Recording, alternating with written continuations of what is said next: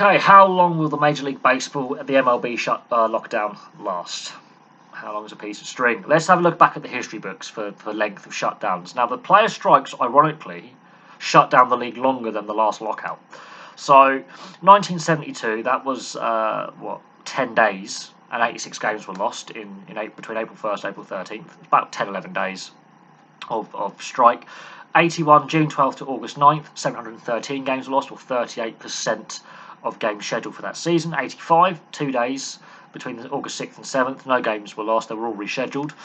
The 1990 lockout actually took place in pre-season, so slightly similar to what's happening now in the off-season. So it wasn't during regular season play, but it did delay the start of the season, and the season had to be extended by 3 days. It lasted 32 days.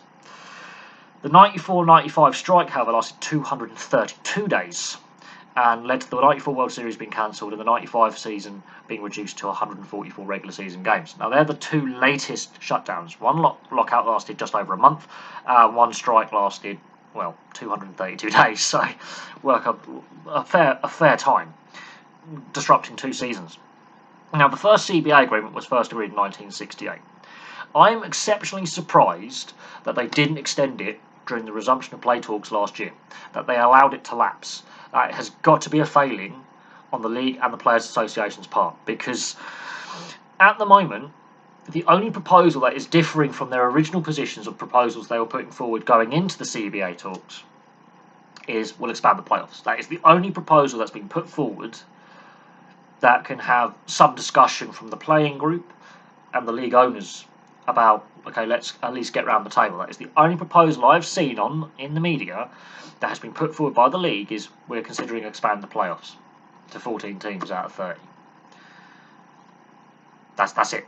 There's no movement on the luxury tax. Should we go to a salary cap system like every other major league in North America has done when they've been faced with player strikes and lockouts? The end game basically has been we'll have a salary cap. It has then solved labour issues going forward. There's a whole other host of issues linked to this current lockout that blow my mind. It's to do with RFA status, UFA status, rookie players when they come in, their length of contract, free agency. The luxury tax does come up in there. But what surprises me is that the league owner, the team owners, were still throwing out contracts in the $30-40 million range 2 days before the lockout. The fact that they allowed the CBA agreement to lapse and then just go into tit-for-tat talks where sometimes they're in the meeting for 7 minutes. I think one report they were actually literally in a meeting for 7 minutes and then one of the parties just got up and walked out.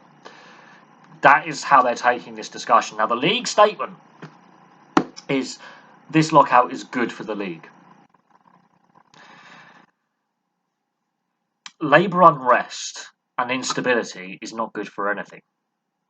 If I'm an investor and I want to invest in Major League Baseball, possibly buy a team, possibly be a sponsor, the lack of stability when it coming to something like this, where there's been a history of strike action and lockout in the past, a history of 23 years of league instability from 72 to 95, with constant labour unrest, it's going to put me off as an investor.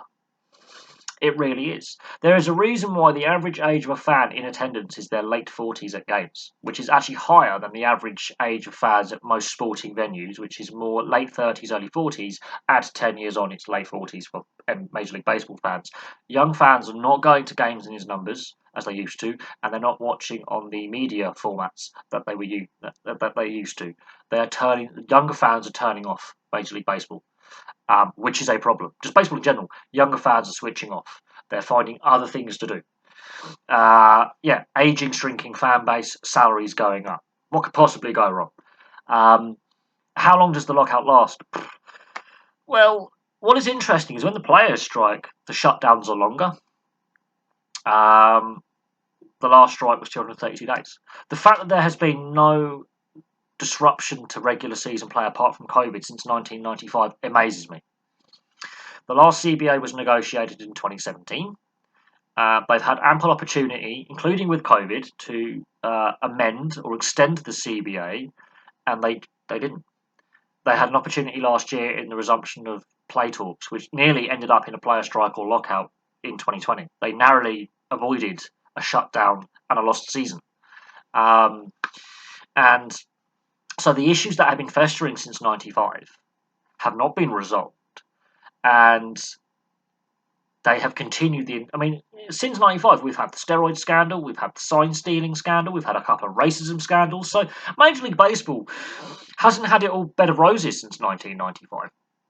The issues that have caused this lockdown, so length of contract before a player can go to free agency or restricted free agency, when rookies come in, all those kind of issues like likeness rights on playing cards and video games and posters and media.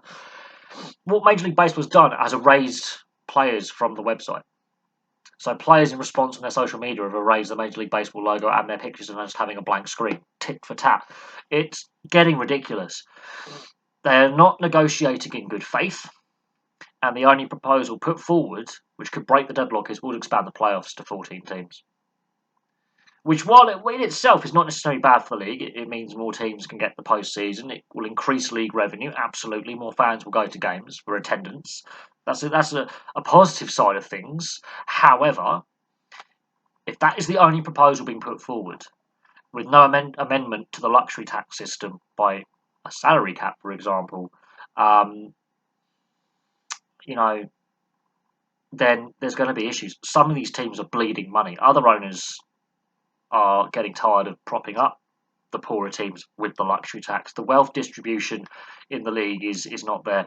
The funny thing is, 20 owners minimum had to vote for a lockout action because it's a 30-team league. 20 owners, that's 2/3 majority, had to vote for this course of action, which says to me that at least 20 owners of Major League Baseball teams are quite happy with how things stand right now, which I find ridiculous. I find that ridiculous that at least 2/3 of owners are happy with the current situation within Major League Baseball, with the uneven wealth distribution, where the little teams might have one or two good seasons and then they have to tear their team down and then struggle for decades. Where players, their salaries are stupid. They are stupid, quite frankly. There is a luxury tax instead of a salary cap, so there's not even wealth distribution. The TV rights are more regional in Major League Baseball, so there's no national broadcaster in the US. What happens with the Toronto Blue Jays? Will they end up moving like the Montreal Expos did following the last shutdown in 94-95? What happens there because of the weaker Canadian dollar? There's a whole host of issues that aren't being resolved, and all the league can come up with as a talking point is we'll expand the playoffs. That is an offer on the table, expanded playoffs. There is nothing to do with discussing the issues that the players have, and there's nothing on the Players Association willing to discuss the issues that the league has. So neither side is moving from their position. They're not negotiating in good faith. So this lockout could last quite a long time. Could we lose the 2022 Major League Baseball season? It's a possibility. We haven't hit pre-season yet, like the 94-95 season crossed over two seasons. The 1990 lockout disrupted the pre-season in 1990. So we haven't got to that stage yet where training camps are being affected and all that and seasons delayed. However, we'll see what happens this winter. We will see what happens this winter going into February, March time. If there is still no agreement by February, March time, we could lose a portion of, if not all of, the 2022 season. So there we go. How long will this current lockout last for Major League Baseball? Place your thoughts in the comment section below, and I'll have some more videos for you very, very soon.